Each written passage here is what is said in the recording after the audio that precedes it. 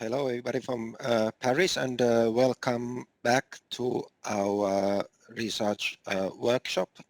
My name is Oli Kastren, and I'm going to be moderating the last session of this conference, session 3, called Pricing on Climate Risks.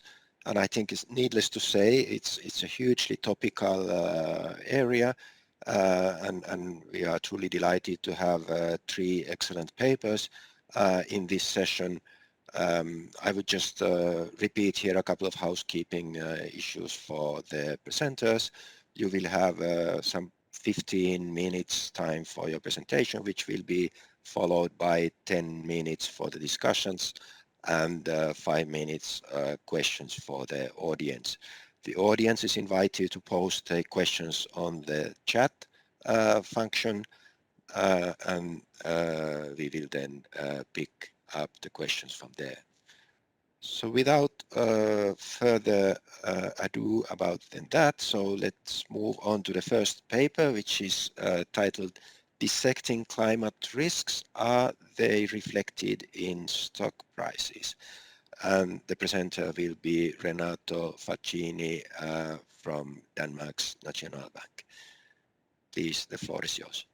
Thank you very much, Oli, and thank you very much to all the organizers for putting this paper at this conference. It's a great pleasure for me to be here. So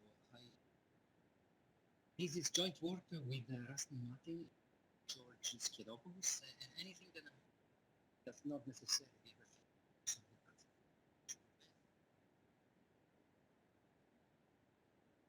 So as you know, there's consensus on this changes happen. Potentially, Renato, we are having some problems with your sound. Is it possible if you close to the micro or? Yeah, so the micro should be. No, it's better. Now it's better. Yes. Oh, it's better. So I try to keep it here. Okay. Perfect. Yeah, if you speak a bit louder, it generally Oh, helps. okay, so I'll keep it very close. So potentially climate change could have catastrophic implications for our societies and our economies. Central banks have become interested in climate change too, at least to the extent that climate change creates a threat to financial stability. And we know that threats to financial stability arise whenever important sources of risks are not priced. So, for instance, if the risks connected with asset-backed securities at the beginning of the century had been properly priced, perhaps, arguably, we could have spared the Great Recession altogether. So the question that we ask in this paper is, are climate change risks priced? And if so, what is the source of climate change risk that is priced? Is it the direct risk from climate change that are priced, meaning the increased risk from the occurrence of natural disasters, of rising in temperatures? Or is it rather the risk generated by government intervention that is priced in the markets? To address these questions, we make use of the entire set of news in the Reuters News Archive to collect articles on climate change. And then we make use of machine learning techniques in order to dissect different types of topics within the climate change articles. And these different topics are going to proxy for different types of climate risks. Once we have isolated the topic, we are going to be able to derive a time series for news coverage for each of these topics that we treat as climate risk factors. Then what we're going to do is for every security that is listed in the US stock market, we are going to estimate the sensitivity of these, the return on these securities to the news in the stock market that relates to every topic that we isolate. And what we are ultimately interested in understanding or testing is whether these type of risks are priced in the market. And to test whether the market is aware of these risks, we are going to see whether the securities that are most sensitive to this news or most exposed to these risks pay on average a higher return than the securities that are least exposed to these risks. So the contributions of the paper is to provide first-time evidence on what type of market-wide climate risks are priced, and then to document what are the firms that are most exposed to these risks. And to give you a preview of the empirical findings, we find that it's only the risk of government intervention that appears to be priced, and even this risk is a recent phenomenon which seems to be, it started to be priced somehow after around 2012. And we also find that the firms that are most exposed to these risks tend to be polluting businesses that have not manifested any clear intention to become greener. The data that we use for the analysis are the entire stock of news published by Reuters from the 1st of January 2000 to the 31st December of 2018. That's 13 million of articles. But then we filter out the ones that we are interested in, the one about climate change, by retaining those articles that feature the words climate change or global warming in it. And that leaves us with a sample of about 34,000 articles. Then we have data on the daily returns for every single stock that is listed in the US exchange, and we observe characteristics of these firms. We download the standard equity risk factor from the author's website, and we are going to make use of the environmental pillar scores from Refinitiv. So let me visualize for you some topics that we extract with our machine learning techniques. The way to visualize a topic is as a word cloud, and a word cloud is a collection of topics where words that appear most frequently in a topic are represented with a larger size. So this topic, for instance, is about the occurrence of extreme weather events that hit many different countries in the globe, creating natural disasters from storms, floods, wildfires, or droughts that create extensive damage or kill people. So we label this topic as natural disaster. This topic instead is going to be about the average increase in temperature over long period of time, or like a century. And this topic of increased temperature is directly connected to the increased use of fossil fuels. So we label this topic global warming. This topic here is going to be about international agreements where different countries meet to reach an agreement, typically to reduce emissions worldwide. In our sample, most of these international summits were about ratifying the Kyoto Protocol agreed in Japan. So we label this topic as international summits. This topic here is instead about the political debate on climate change in the US, and collects views that are expressed in the political campaign, but also in the discussion of climate bills in the House and in the Senate. So we label this topic US climate policy. Then for each of these topics, we can draw and estimate a time series of news coverage. For instance, this is the time series of news coverage of natural disasters, which tends to peak every time there are important extreme events. Now, we interpret this time series as a risk factor in the sense that higher coverage implies more perceived risks of natural disasters, following the common assumption in this strand of literature that news rises to the media's attention whenever there is a source for concern.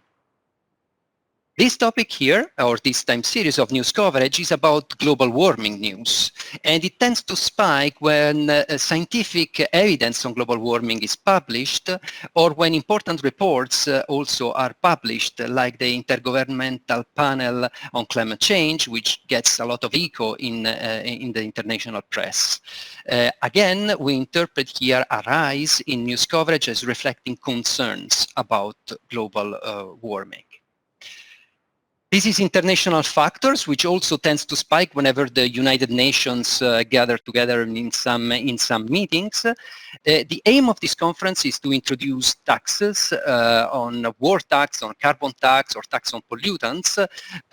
So we interpret, again, this series as risk factor, meaning that an increase in news coverage captures an increase in transitional risk associated with international summits. Finally, we have this time series, which is a news coverage of the US political debate on climate change. The series spikes whenever there are important discussion of climate bills, but also when some people are elected in key positions that have implication for the environment, like for instance the nomination of Scott Pruitt by Donald Trump. Scott Pruitt was the head of the carbon lobby and was selected to head the Environment Protection Agency at the time. So these are the type of events that you see reflected there. And in this case, it's more difficult, though, to associate an increase in coverage with an increase in risk or transition risk, because whether transition risk increase or decrease with coverage here very much depends on who is in power or the content of the news. So we complement this time series with another time series where we basically read every single article of these 3,500 articles that underlie this time series. We mark them with a +1 if the content signals an increase in transition risk, with a -1 if the content signals a decrease in transition risk. And we get to a refined series which is designed so that an increase in coverage captures an increase in transition risks, which you can see these risks tend to increase in the first period of the Obama administration, perhaps also before, after the Democrats in 2006 got control of the House. They fall again once Obama lost control of the House and then later of the Senate, and then transition risks really fall markedly only after Donald Trump got elected. So equipped with these risk factors, what do we do?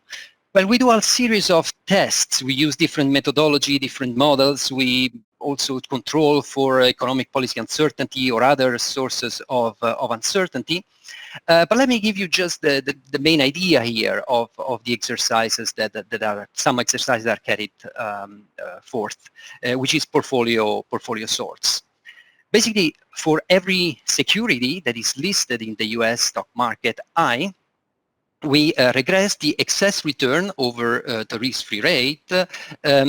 We regress it over the factor, each factor one at a time. These factors are the 4-time series of news coverage of climate change risks that I showed you earlier on, and control for a bunch of standard risk factor X.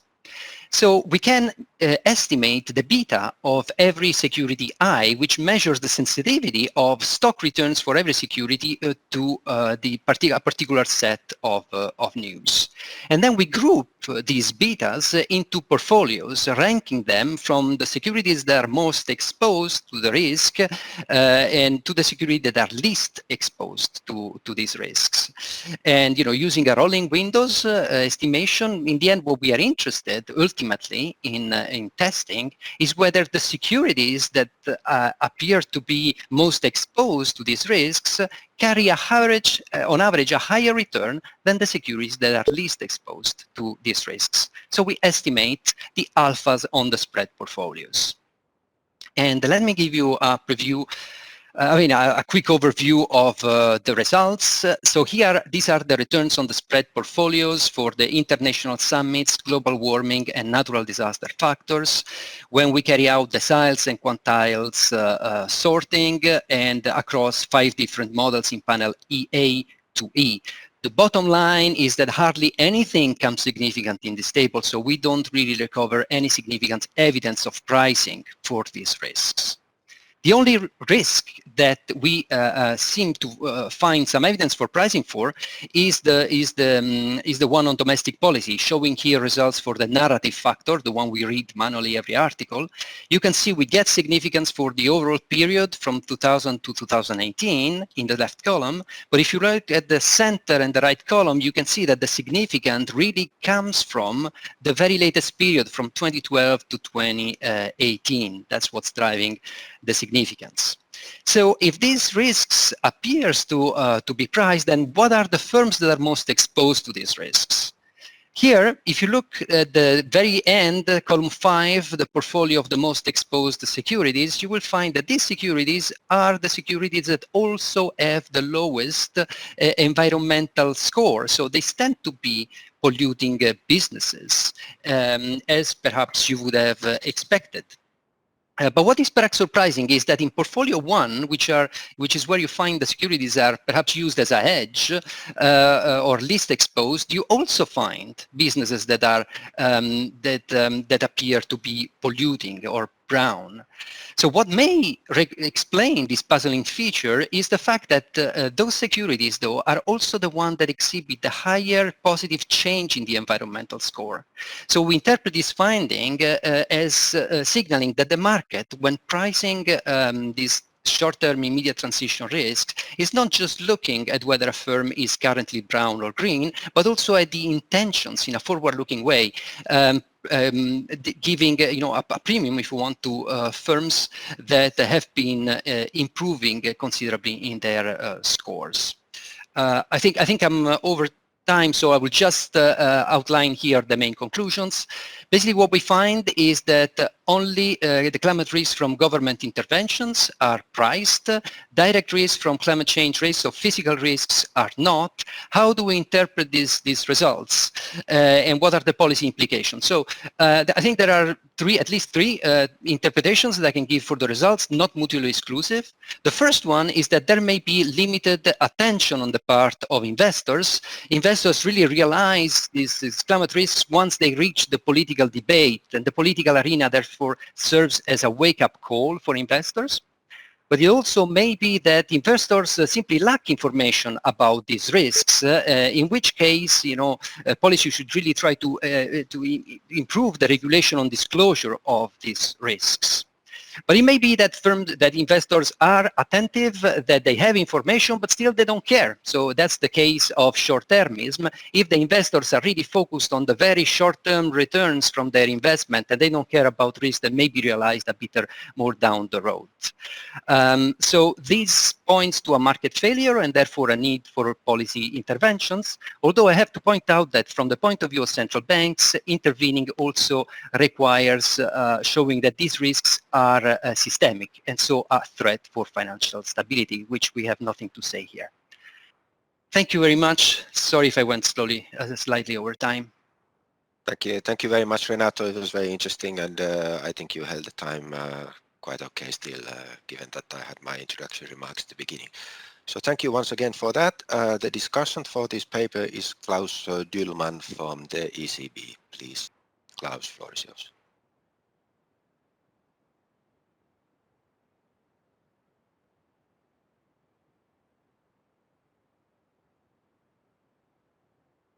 Okay, thanks a lot, Olli. And just checking, can you hear me and also see my slides? Yes, we can. We can hear you and see your slides. Okay, perfect. Thanks a lot. Then first, I may thank the organizers for inviting me to this, as in the past, very good conference with thought-provoking papers and inspiring discussions. For my discussion now, the usual disclaimer that you see on this first slide holds, of course, again. And let me walk immediately to the content with a short overview for this research question of this very interesting paper. Are climate risks and climate risks comprise both physical and transition risks priced in US stocks? The methodology, as I see it, is a two-step approach. First, they run two types of textual analysis to establish the risk factors, and then in the second step, they run, let's call it classic CAP-M or APT regressions in order to ascertain if the factors are priced in the market. The main results are the following. Only one climate risk factor, which is US policy actions and debate, is actually priced. And when they dig a little bit deeper, they find also that investors hedge against the transition risk here rather with investment in firms with a strong intention to become green than in already green firms. And I will come back to this. It's very a surprising result, I find. For the other risk factors, they find that neither the occurrence of natural disasters nor global warming are measures of physical risks that are priced, so physical risk is not priced, and international summits on climate risks are not priced either. In my discussion, I look first at the research questions that I found topical and relevant. The paper contributes from an academic point relevant, I think more that it contributes to the literature by applying the LDA, the latent Dirichlet application, as a new textual analysis to finance subjects. But the research question is something where we have found mixed results in the past, the empirical questions, so it's good that they look into this and shed some further light on it. After a brief recap of the methodology, I will focus on a few general comments on mainly the use of the LDA versus narrative textual analysis, on the policy messages, and on potential avenues of further research. Let me start with the methodology on in one slide, and Renato spent quite a time on the first part, so I will be here relatively short. They apply the LDA as an unobserved machine learning method, and unobserved is important here because that's the reason finally why they need also the narrative textual analysis as a second means. The climate-related data, that's impressive, that's a lot, 30 million articles. If they remove multiple versions, it goes down to 7. If they look only at articles with climate change or global warming, you have still 34,000 articles more than you can read. And for the narrative analysis, it's, then they bring it down to 3,500 because they need to look at every article. And I think even that is a lot of work if you need to walk through 3,500 articles. But the authors did, and that's great. Now, through the LDA, as Renato very well explained, you can basically identify the 4 topics, as they are called, and these are basically the climate factors, which are identified, like for instance, US climate policy being one of the 4. Then the time series of the share of a topic across all articles at time t.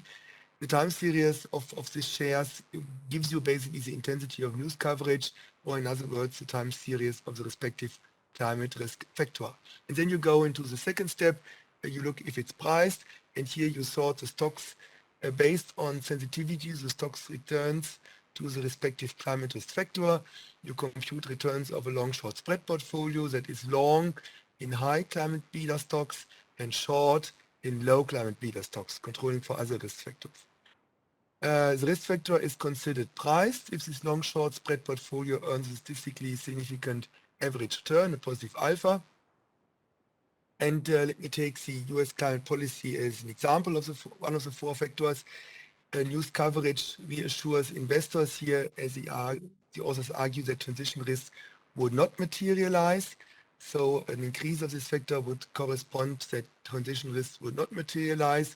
They argue that investors hedge against a decrease of this factor, which is in this sense the adverse outcome for the economy, by buying stocks with negative climate betas and sell those with positive betas in long-short portfolio should return a positive alpha. I find this argument here a little bit not so straightforward because what does it mean that there is no news? I mean, what you want to hedge is basically that there is not an action that gives you positive news, but this means basically not having any news is a negative outcome, and I'm not sure that this is very easy to argue, but this is the overall logic which I think holds. Test for positive alpha in the CAP-M is done. Test for positive alpha is then done in several models: the CAP-M model for start, and then several Farmer French type extensions. Now, in a table, we have these 4 topics or factors: natural disasters, global warming, US climate policy, international climate conferences. The impact is negative for 3 of them, but for US climate policy, it's positive. And this is the only one that is significant. And it's also significant only in the later sub-period after 2012. The positive impact of the US climate policy factor is, of course, important that it has this impact because that is basically important for the interpretation, but they cannot really ascertain it with beyond doubt by the LDA, because the LDA basically looks at is there news, but it doesn't immediately tell you in which direction it goes. So they do, and I think this is a very important paper which gives a lot of additional credibility, or needed credibility also. So I think it's really compulsory to do this. This is this additional narrative textual analysis where by construction direction of the impact is assured beyond doubt. How illuminating the results are, particularly of the known significance of the other factors I'm talking about on the next slide. First, why should international catastrophes or global warming warnings, information, news be reflected in US stock price moves? This is the hypothesis, but why should it be? If you look at the figure 3a, which Renato already showed you before, you see that the natural disasters that I mentioned there are disasters happening pretty far away from the US. You find there a deadly cold in Europe, floods in Africa, droughts in Turkey, flood in East India. So if I'm an investor in the US, I'm not so sure how I can translate it in something with a direct impact on the US economy. Another question is, of course, is this more a case of investor myopia? That is something that the authors also bring up at the end of the paper, meaning basically that the investors are a little bit too short-sighted, and I come back to this later. Now turn to the next factor, the international summits.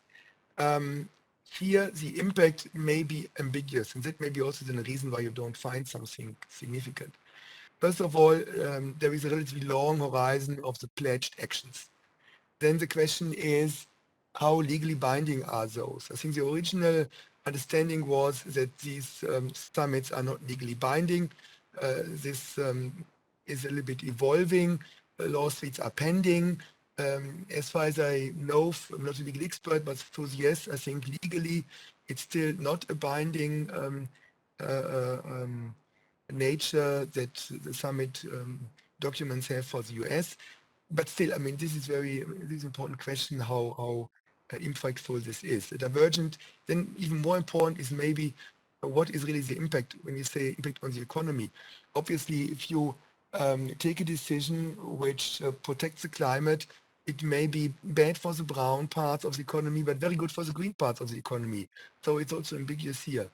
And then, of course, there were also, after the climate summits, very different signals going in different directions, success, failure, and not only because different parties obviously call a success, which another party would call a failure, but also because some summits were simply more successful in making more progress towards climate change or protecting against climate change, and some were not so successful. So a lot of reasons why this impact might be ambiguous, and then might be not so surprising that you don't find a significant impact here.